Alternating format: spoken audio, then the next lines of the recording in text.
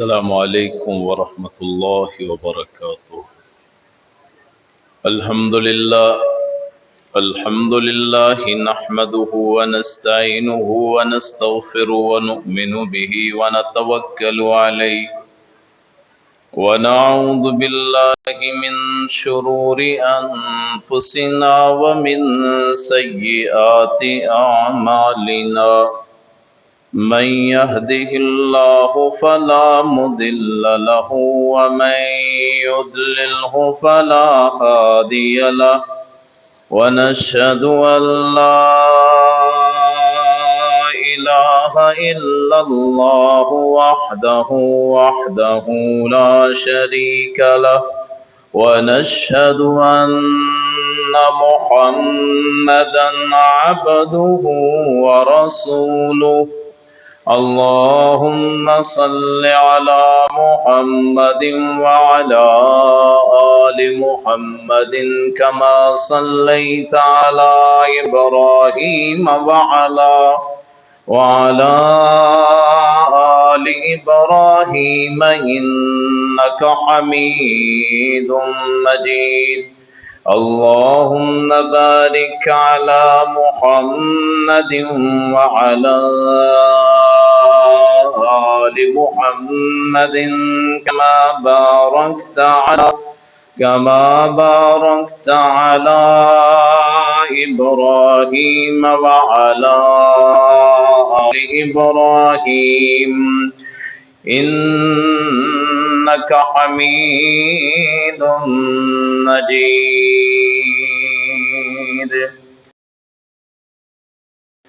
أما بعد فإن خير الحديث كتاب الله وخير الهدي هدي محمد صلى الله عليه وسلم وشر الأمور محدثاتها وكل محدثة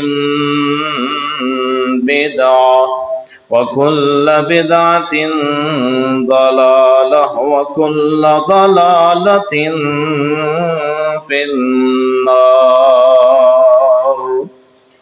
أعوذ بالله السميع العليم من الشيطان الرجيم. بسم الله الرحمن الرحيم. يا أيها النبي جاهد الكفار والمنافقين واغلظ عليهم ومأواهم جهنم وبئس المصير.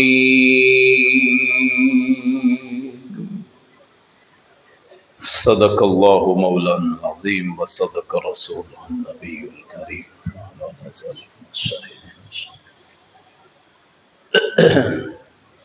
برادران اسلام، بزرگوں، دوستوں، بھائیوں، سورہ توبہ اس کی آیت نمبر 73 میں نے آپ کے سامنے تلاوت کی ہے،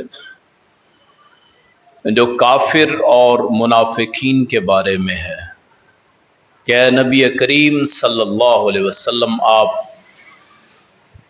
کوشش کیجئے خلاف کافروں اور منافقوں کے اور ان پہ سختی کیجئے. ان کا ٹھکانہ جہنم ہے اور وہ برا ٹھکانہ ہے، بری لوٹنے کی جگہ ہے. کافر کا لفظی معنی ہوتا ہے چھپانے والا، انکار کرنے والا. پھول کے اوپر اسے بند کر دیں.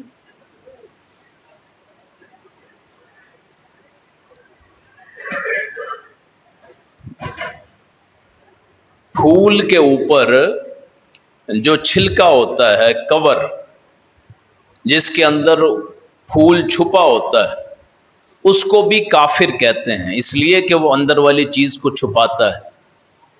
تو کافر جو حق کو چھپاتا ہے اسے کافر کہتے ہیں. منافق نفاق سے ہے، جس کا معنی ہوتا ہے جس کے دل میں کچھ ہو اور زبان پہ کچھ ہو. اللہ تعالیٰ نے اپنے نبی کریم صلی اللہ علیہ وسلم کو حکم فرمایا کہ ان کافروں اور منافقوں سے آپ ان کے خلاف کوشش کریں، اور فرمایا کہ ان کا ٹھکانہ جہنم ہے. کافر تو سیدھا انکاری ہوتا ہے، نہ کلمے کو ماننے والا، نہ رسول کو ماننے والا، نہ کتاب کو ماننے والا، نہ دین کو ماننے والا، نہ وہ کسی وحی کا قائل، نہ کسی فرشتے کا قائل، نہ دوبارہ اٹھنے کا قائل، نہ اچھی بری تقدیر کا قائل، نہ کوئی ارکان اسلام کا قائل، نہ کسی عبادت کا وہ قائل. تو اس کا تو ٹھکانہ ہے ہی دوزخ، کہ جہاں وہ ابدی اس کا ٹھکانہ ہمیشگی کا. منافق جو ہوتا ہے اس کا پتہ نہیں چلتا کہ آپ کے بظاہر دیکھنے میں بڑا اچھا اخلاق ہے، بڑے اچھے اس کے آداب ہیں، آپ سے بڑا اچھے طریقے سے بولتا ہے، بڑا احترام کرے گا، بڑا چرب زبان ہوگا، بڑی تیز زبان والا ہوگا، بڑی بات سنائے گا، بڑی کہانیاں سنائے گا، اور بڑے دلائل کے ساتھ بات کرے گا، بڑے وہ آرزوئیں اور تمنا رکھے گا. اس کی پہچان مشکل ہوتی. اللہ کے نبی صلی اللہ علیہ وسلم کے دور میں ایسے لوگوں کا اللہ کے رسول کو پتا تھا، اور آپ نے حضرت حذیفہ جو کہ صاحب سر رسول اللہ صلی اللہ علیہ وسلم، وہ رازدان تھے، ان کو بتایا تھا. لیکن آج کے دور میں جو منافقین ہیں ان کی علامات اللہ کے رسول نے بیان فرما دی. فرمایا آیت المنافق ثلاث، منافق کی علامات 3 ہیں، بعض روایت میں 4. نمبر 1، اذا حدث کذب، جب بات کرے جھوٹ بولتا ہے. اذا وعد اخلف، جب وعدہ کرے خلاف ورزی کرتا ہے.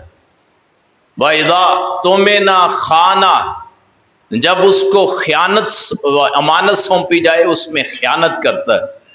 اور چوتھی علامت اذا خاصم فجر، جب کسی سے جھگڑا ہو جائے تو پھر گالی گلوچ کرتا ہے.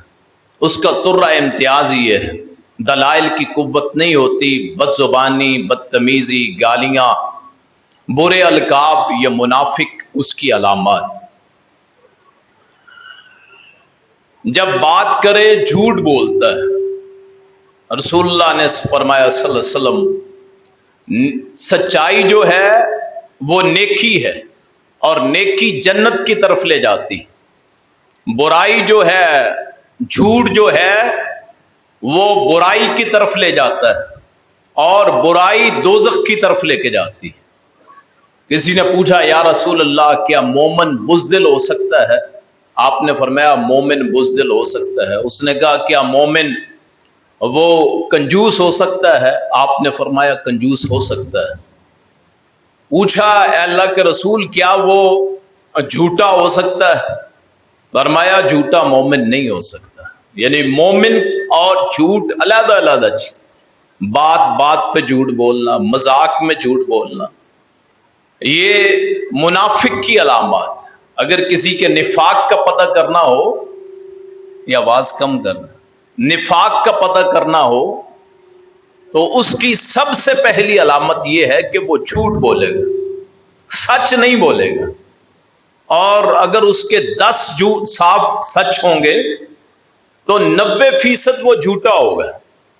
کہ آپ سے بات کرتے ہوئے کم کر دو یار، اسپیکر ہی ٹھیک نہیں ہوتا،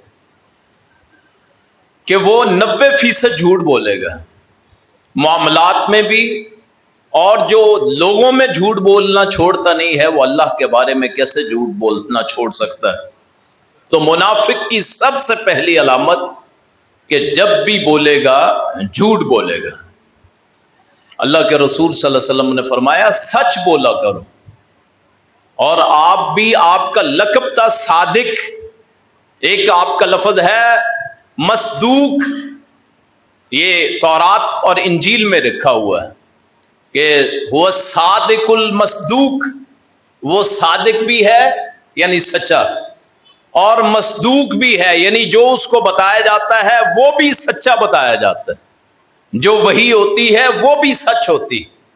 تو سچ یہ بہت بڑی دنیا کی قوت ہے اور یہ ہمیشہ مخالف پہ غالب آتا ہے. وقتی طور پہ دلائل سے، آپ جھوٹے دلائل سے، جھوٹی گواہیوں سے آپ کسی کی عزت میں کمی کر سکتے ہیں، آپ کسی کو وقتی طور پہ ذلیل کر سکتے ہیں، لیکن سچ غالب آتا ہی آتا ہے. سچ حق کو بھی کہتے ہیں کہ جال حق وزحق الباطل ان الباطل کان زہوقا. حق بھی سچ کو کہتے ہیں کہ سچ کے مقابلے میں جھوٹ کبھی کھڑا نہیں ہو سکتا. کچھ عرصے کے لیے آپ کسی کو بیوقوف بنا سکتے ہیں، لیکن ایک دن آتا ہے سچائی آپ کے سامنے روز روشن کی طرح واضح ہو جاتی. آپ نے اپنی پہلی دعوت پیش کی تو یہی پوچھا کہ تم میرے بارے میں کیا کہتے ہو، تم میرے بارے میں تم کیا امتحان میرا آج تک لیا ہے. 40 سال میں نے تم میں گزارے ہیں، بلکہ 43 سال. تو میرے بارے میں تمہارا مشاہدہ کیا ہے؟ انہوں نے کہا کہ ہم نے آپ کے بارے میں تجربہ یہ کیا ہے کہ آپ سچ بولتے ہیں، آپ امانت دار، آپ سچ بولتے ہیں، آپ جھوٹ نہیں بولتے. فرمایا اگر ادھر سے کوئی فوج آ جائے پہاڑ کے پیچھے سے، اکنتم مصدقیہ، کیا تم میری تصدیق کرو گے؟ انہوں نے کہا اس لیے کہ ہم نے ما جربنا علیک الا صدقا، ہم نے جب بھی آپ کو دیکھا ہے آپ سچ بولتے ہیں، سچ کے ساتھ کھڑے ہوتے ہیں۔ یہ نبی کریم صلی اللہ علیہ وسلم کی یہ خوبی ہے کہ نبوت سے پہلے بھی لوگ انہیں صادق کہا کرتے تھے۔ آپ جب حجر اسود یہ خانہ کعبہ کی تعمیر ہوئی، آپ کی عمر 35 سال تھی، یعنی ایک تعمیر کیا ہے فرشتوں نے ایک مرتبہ، پھر خانہ کعبہ تعمیر ہوا حضرت آدم نے کیا، پھر حضرت ابراہیم نے کیا، اور پھر قریش نے کیا کہ چونکہ یہ نشیبی جگہ ہے، نیچے جگہ، تو بارش کا پانی آتا تھا جس کی وجہ سے یہ بیٹھ گئی تھی یہ عمارت خانہ کعبہ کی، تو انہوں نے کہا کہ اسے نئے سرے سے بناتے۔ حجر اسود جنتی پتھر، اس کو نصب کرنا تھا تو جھگڑ پڑے سارے سردار، وہ کہنے لگے کہ ہم کریں گے، آپس میں منافرت، اور یہ جو تفرقہ بازی یہ زمانہ جاہلیت میں بھی بری اور آج بھی بری۔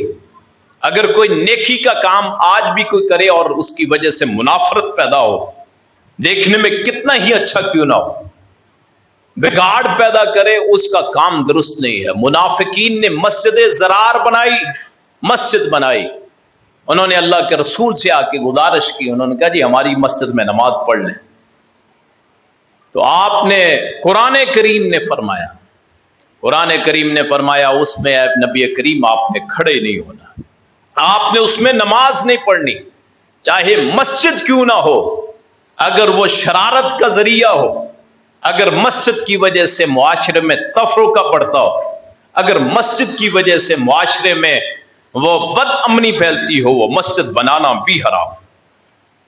پھر آپ نے اس مسجد کو گرانے کا حکم دیا، تو وہ حجر اسود اب نصب کرنے کی باری آئی تو انہوں نے کہا لڑو نہ، اگلے دن جو سب سے پہلے آئے گا خانہ کعبہ میں، یہاں مسجد حرام میں، وہ حجر اسود رکھے گا۔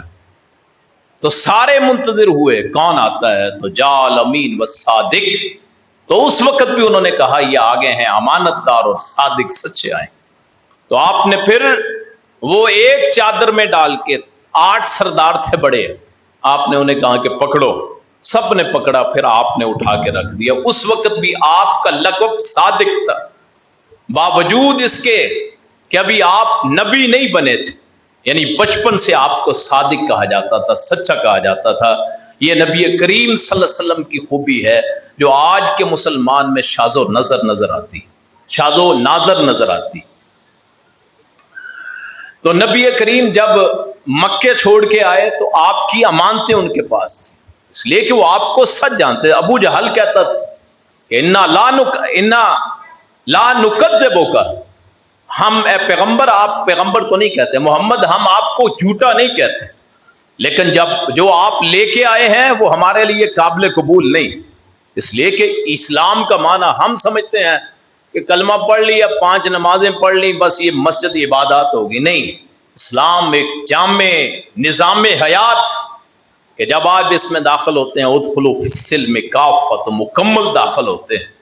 اسی لیے تو وہ کلمہ نہیں پڑھا تھا، وگرنہ وہ عبادت تو اللہ کی کرتے تھے، چاہے بت کو آگے رکھ کے کرتے تھے، پکارتے اسے تھے، یعنی اللہ کو پکارتے تھے۔ ما نعبدہم الا لیقربونا الی اللہ زلفی، کہ ہم ان بتوں کو نہیں پوجتے، ہم تو اللہ کا قرب حاصل کرتے ہیں ان بتوں کے ذریعے، بس یہ تھے۔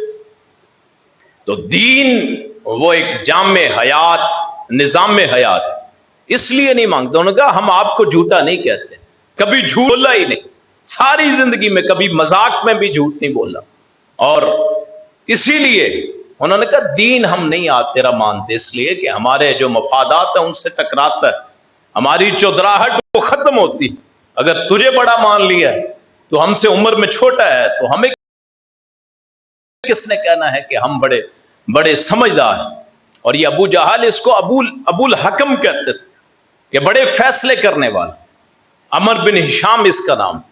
تو یہ آپ کو جھوٹا نہیں کہتے تھے، کوئی بھی جھوٹا نہیں کہتا تھا، صرف مانا اس لیے نہیں کہ لولا نزل ھذا القرآن علی رجل من القریتین عظیم، کہ مکہ اور طائف میں کسی سردار پہ قرآن اترتا، کہتے کہ یتیم پہ کیوں اترا، بس اتنا اعتراض تھا، اس وجہ سے نہیں مانا، حقانیت کے قائل تھے کہ باتیں سچی کرتا ہے، اسی لیے جب وہ کیسر روم کے سامنے، ہرقل کے سامنے جب گئے تو ابو سفیان، وہ خط لکھا اللہ کے رسول نے، یہ صلح حدیبیہ کے بعد کی بات، خط لکھا تو اس نے کہا یہاں کوئی مکے میں سے ہے، مکہ مدینہ میں سے. ابو سفیان وہ سامان تجارت لے کے آئے تھے، ابھی مسلمان نہیں ہوئے تھے، تو اس نے کہا تم میں سے کون اس کا رشتہ دار ہے؟ انہوں نے کہا میں اس کے چچا کا بیٹا ہوں، چونکہ یہ چار ایک ہی پردادے کی اولاد ہے، عبد مناف کی اولاد ہے، ہاشم ہے، مطلب ہے، تو اسی طرح یہ عبد مناف کا مناف ایک ہے، یہ عبد شمس ہے، یہ چار بیٹے تھے، ان چار کی اولاد ہے، یہ عبد شمس کی اولاد میں سے ہیں ابو سفیان، اور اللہ کے رسول ہاشم کی اولاد میں سے، ایک ہی پردادا ہے دونوں کا. اس نے کہا میں چچا کا بیٹا ہوں، میں اس کا شریکہ ہوں. اس نے کہا آگے آگے بیٹھ جاؤ، باقی پیچھے کسی کو بٹھا دیا. تو اس نے پوچھا یہ کہتا کیا ہے، آج تک جھوٹ بولا؟ اس نے کہا جھوٹ نہیں بولا. اس نے کہا اگر تو نے جھوٹ بولا، ابو سفیان کو کہا، تو یہ پچھلے بتا دیں گے مجھے کہ تو نے جھوٹ بولا. تو ابو سفیان بعد میں کہا کرتے تھے اگر مجھے یہ نہ ہوتا ڈر کہ لوگ کہیں گے کہ ابو سفیان جھوٹا ہے تو میں لازماً جھوٹ بولتا. یعنی جھوٹ سے نفرت کفار بھی کرتے تھے. ہم تو الحمدللہ بخشے بخشائے ہیں نا جی، کلمہ گو، تو ہماری تو بات ہی کیا ہے کہ ہمیں تو نبی کریم نے بخشوا لینا ہے، بس یہی نظریہ ہے کہ ہمارے لیے شفاعت رسول کافی ہے، بس ہم یہ سمجھتے ہیں، اسی پہ ہم اڑے ہوئے ہیں اور اسی برتے پہ ہم گناہ پہ گناہ کرتے ہیں. اتنا جھوٹ بولتے ہیں، صبح و شام ایک ہی کام اور کام ہی کرے، بڑوں سے لے کے چھوٹوں کا یہی کام ہے. تو یعنی کافر بھی برا سمجھتے تھے کوئی انہیں جھوٹا کہے.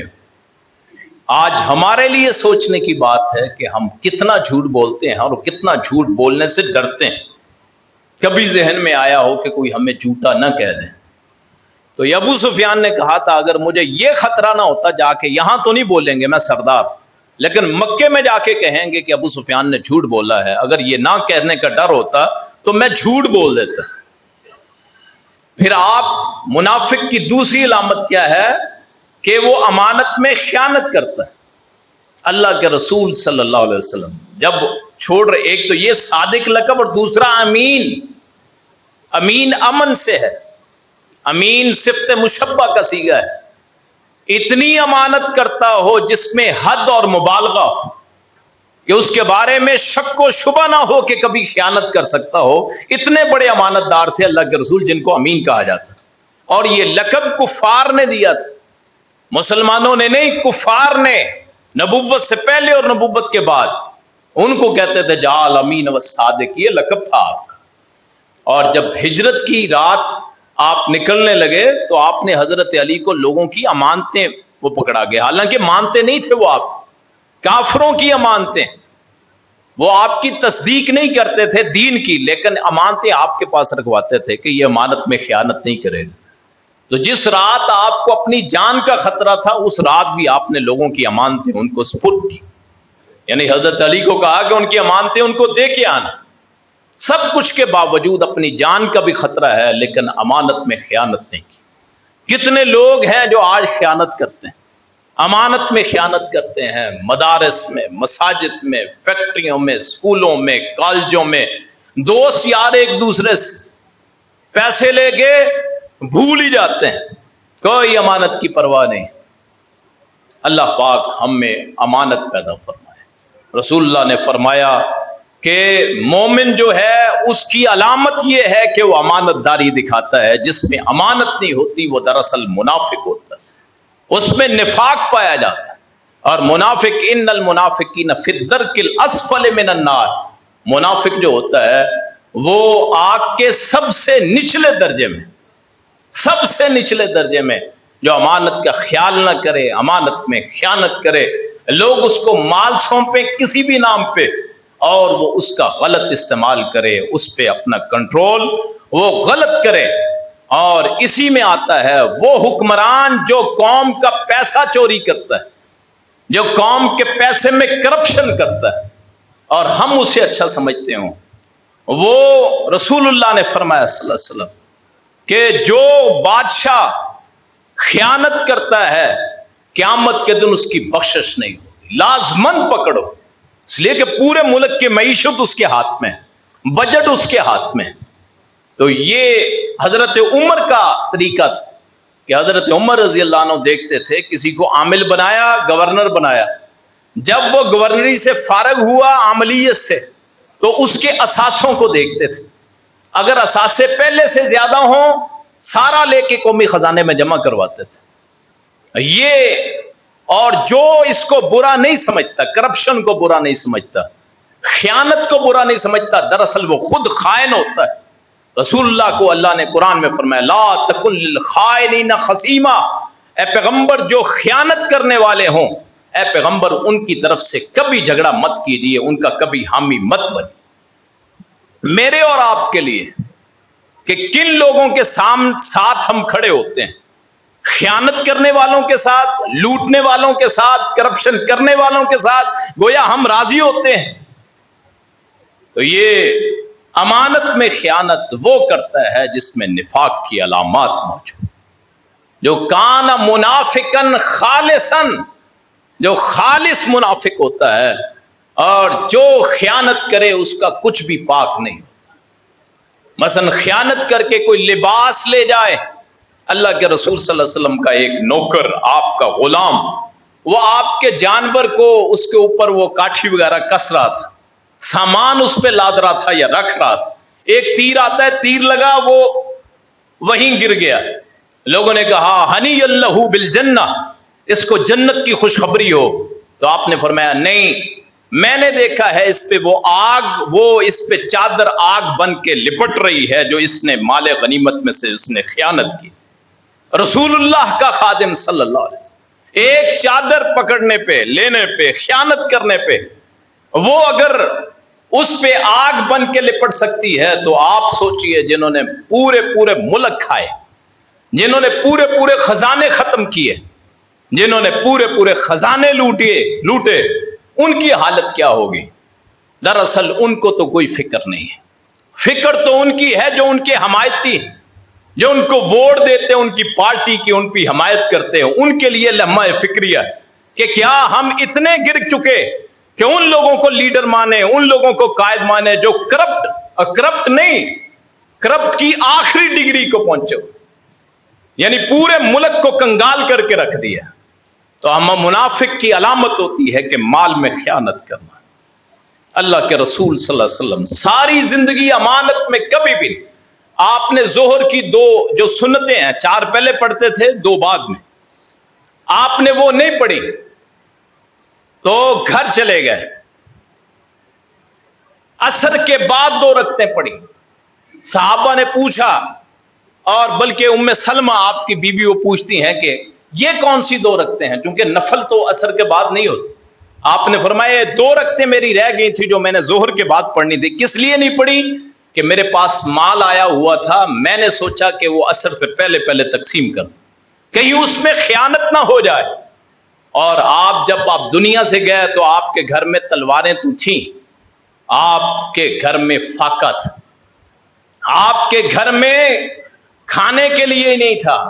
آخری دنوں میں آپ نے ایک یہودی سے جو لیے تھے، ایک یہودی سے جو لیے ہوئے تھے اپنے قرض کے طور پہ، آپ مقروض فوت ہوئے۔ کائنات کا سرور، کائنات کا رہبر، کائنات کا لیڈر، کائنات کا سب سے بڑا قائد، کائنات میں کوئی زمین و آسمان میں ایسا نہیں ہے جو محمد الرسول اللہ سے بڑا افضل۔ ان کی حالت یہ ہے کہ وہ مقروض فوت ہوتے ہیں، چاہتے تو سب کچھ لے لیتے، سارا مدینہ ان کے پاس جب فوت ہوئے، سارا طائف ان کے پاس، تبوک تک کا علاقہ ان کے پاس، خیبر کا علاقہ ان کے پاس، مکہ ان کے پاس، جو چاہتے لے لیتے، لیکن نہیں، اس لیے کہ اس نے نبی امانت کی انتہا پہ ہوتا ہے، اس لیے اس کو امین بولا جاتا ہے۔ تو جو خیانت کرتا ہے وہ منافق ہوتا ہے، اور جو اس کی حمایت کرتا ہے منافق کا وہ ساتھ دینے والا ہوتا ہے۔ من تشبہ بقوم فہو منہم، اور جو جس قوم کے ساتھ ملتا ہے انہی میں سے ہوتا ہے، انجام انہی میں سے ہوتا ہے۔ اس کی ایک مثال میں بیان کروں گا۔ رسول اللہ نے فرمایا صلی اللہ علیہ وسلم، جس کو اس کی بادشاہت نماز پڑھنے سے مشغول کرے وہ قیامت کے دن وہ فرعون کے ساتھ ہوگا۔ جس بندے، یہ صرف مثال کے طور پہ، کون کس کے ساتھ ہوتا ہے؟ فرمایا جس کو اس کی وزارت مشاورت نماز سے دور کرے وہ قارون حامان کے ساتھ ہوگا، اور جس کو مال نے نماز پڑھنے سے مشغول کیا، روک لیا، وہ قارون کے ساتھ ہوگا۔ جس بندے کو تجارت کی وجہ سے نماز رہ گئی، رسول اللہ نے فرمایا ابی بن ابی خلف کے ساتھ، ابی بن خلف کے ساتھ ہو، کافروں کے ساتھ ہوگا۔ جو جس کی حمایت کرتا ہے قیامت کے دن اس کے ساتھ ہوگا۔ انت ما من احببت، رسول اللہ کا فرمایا صلی اللہ علیہ وسلم، قیامت کے دن اس کا ساتھ جس سے آپ محبت کرتے ہیں۔ تو رسول اللہ سے جو محبت کرتا ہے وہ کسی خائن کا ساتھ نہیں دے سکتا، کسی کرپٹ کے ساتھ نہیں ہو سکتا۔ جو رسول اللہ کا حمایتی ہو، رسول اللہ کا نام لیوا ہو، وہ کسی کبھی ایسے شخص کو قائد اور لیڈر نہیں مان سکتا جو کرپشن کرتا ہو۔ تو تیسری علامت منافق کی کیا ہے؟ وہ یہ ہے کہ وہ وعدہ کرے تو وعدہ خلافی نہ کرے، وعدہ خلافی نہ کرے۔ صلح حدیبیہ کے موقع پہ، صلح حدیبیہ، اللہ کے رسول صلی اللہ علیہ وسلم معاہدہ کرتے ہیں۔ کیا معاہدہ ہے؟ کہ اگر کافروں کا بندہ مسلمانوں کے پاس آ گیا تو واپس کریں گے، اگر مسلمانوں کا ان کے پاس چلا گیا وہ واپس نہیں کریں گے۔ معاہدہ لکھ ہو رہا تھا، ابھی دستخط نہیں ہوئے تھے، شرائط طے ہو چکی تھیں، دستخط نہیں ہوئے تھے، پکا نہیں ہوا تھا۔ تو وہاں سہیل بن عمر کا بیٹا ابو جندل، اس کے پاؤں میں بیڑیاں تھیں، وہ وہاں سے مکے سے بھاگ کے آ گیا کلمہ پڑھ کے۔ جو معاہدہ کرنے والا تھا اللہ کے رسول کے ساتھ، اس کا سہیل بن عمر اس کا نام، اس کا بیٹا ابو جندل، باپ کافر بیٹا مسلمان، اس کو گھر میں باندھ کے رکھا۔ وہ بھاگ کے آ گیا، اس کو پتا چلا اللہ کے رسول آئے ہیں، میں جاتا ہوں تو آزادی بھی ہو جائے گی، میں اللہ کے رسول کے ساتھ چلا جاؤں گا۔ جب کلمہ آدمی پڑھ لیتا ہے تو پھر خاندان کی آدمی کے سامنے حیثیت کچھ نہیں، برادری کی حیثیت کچھ نہیں رہتی، دوستوں کی حیثیت کچھ نہیں رہتی، رشتہ داروں کی حیثیت کچھ نہیں رہتی۔ جیسے حضرت ابو بکر، ان کو ان کے بیٹے عبد الرحمن نے، بعد میں پہلے کافر تھے، انہوں نے کہا جنگ کے موقع پہ بابا جی آپ کی گردن میری تلوار کے نیچے آ گئی تھی، میں نے چھوڑ دیا تھا کہ میرے بابا ہیں۔ تو ابو بکر نے کہا بیٹا تو نے تو چھوڑ دیا تھا، اگر میری تلوار کے نیچے تیری گردن آتی ابو بکر کبھی نہ چھوڑ۔ تو دین جو ہے یہ ہم تو ڈرتے ہیں نا جی، اب توحید کی بات کرتے ہیں تو اس لیے جی خاندان میرا کیا کہے گا جی، رشتہ دار کیا کہیں گے جی، دوست کیا کہیں گے جی، بیوی کیا کہے گی، خامد کیا کہے گا، بیٹا کیا کہے گا، والدین کیا کہیں گے، برادری کیا کہے گی، کنبہ کیا کہے گا۔ جب دین میں داخل ہو گئے ان چیزوں کی کوئی وقت نہیں ہوتی۔ رشتہ داریاں عارضی ہیں۔ یوم یفر المرء من اخیہ وامہ وابیہ وصاحبتہ وبنیہ لکل امرئ منہم یومئذ شأن یغنی، سورہ عبس میں اللہ نے فرمایا آدمی بھاگے گا خامد بیوی سے، بیوی خامد سے، باپ بیٹے سے، بیٹا باپ سے، خاندان سے، بھائیوں سے، بہنوں سے، کوئی رشتہ قائم نہیں، صرف اللہ کے دین کا رشتہ تھا۔ وہ وہاں سے بھاگا تو ابھی دستخط نہیں ہوئے تھے، اس نے بیڑیاں پہنی، اس نے کہا، سہیل نے کہا اگر میرا بیٹا واپس نہ کیا معاہدہ کینسل، حالانکہ ابھی لکھا نہیں گیا تھا۔ اللہ کے رسول نے فرمایا اسے واپس کر دو۔ صحابہ نے اعتراض بھی کیا، آپ نے فرمایا یہ نہ لکھا جائے کہ محمد کریم نے معاہدے کی خلاف ورزی کی ہے، وعدے کی خلاف ورزی کی۔ زمانہ جاہلیت میں آپ نے تجارت کی ایک بندے سے، آپ نے اس کا کچھ آپ کے ذمے اس نے دینا تھا، کچھ تاجر تھے آپ، اس نے کہا جی یہیں ٹھہریے میں آتا ہوں۔ 3 دن کے بعد وہ آتا ہے، وہ بندہ ابھی نبی نہیں بنے، ہمارا اور میرا اور آپ کا پیغمبر تو وعدے کا اتنا پکا ہے، کیا ہماری بھی یہ حیثیت؟ کتنے لوگ ہیں وعدہ کر کے بھول جاتے ہیں۔ تو 3 دن کے بعد آتا ہے، اس نے دیکھا اللہ کے رسول وہی موجود، تو اس نے کہا جی معذرت، آپ نے کہا تو نے مجھے تکلیف دی ہے، لیکن رہے وعدے پہ کہ اس نے کہا جی میں آؤں گا۔ فرمایا چوتھا کہ اذا خاصم فجرا، جب وہ جھگڑا کرتا ہے تو پھر گالی گلوچ کرتا ہے۔ منافق گالی گلوچ کرتا ہے، جس کے پاس دلیل نہ ہو وہ بدتمیزی کرتا ہے، دلیل والا آدمی کبھی بدتمیزی نہیں کرے گا۔ جھوٹا دیکھنا ہو کسی کو، کسی معاملے میں دیکھنا ہو کہ یہ صحیح نہیں ہے، تو دیکھیں کو یہ گالی گلوچ تو نہیں کر رہا۔ گالی گلوچ کرتا ہی وہ ہے جو جس کے دل میں نفاق ہوتا ہے، جو جھوٹا ہوتا ہے۔ حضرت ابوبکر صدیق بیٹھے ہوئے، ایک بندہ گالی پہ گالی دے جا رہا ہے، تو اللہ کے رسول مسکرا رہے ہیں۔ حضرت ابوبکر صدیق نے اس کو جواب دیا، رسول اللہ اٹھ کے چل پڑتے۔ حضرت صدیق اکبر پریشان ہوتے ہیں کہ جب مجھے گالیاں پڑ رہی تھی رسول اللہ مسکرا رہے تھے، اب میں نے آگے سے کچھ کہہ دیا، رسول اللہ غصے میں آگے اٹھ کے چلے گئے، تو پیچھے جاتے ہیں، یا رسول اللہ مجھ سے غلطی ہوگی۔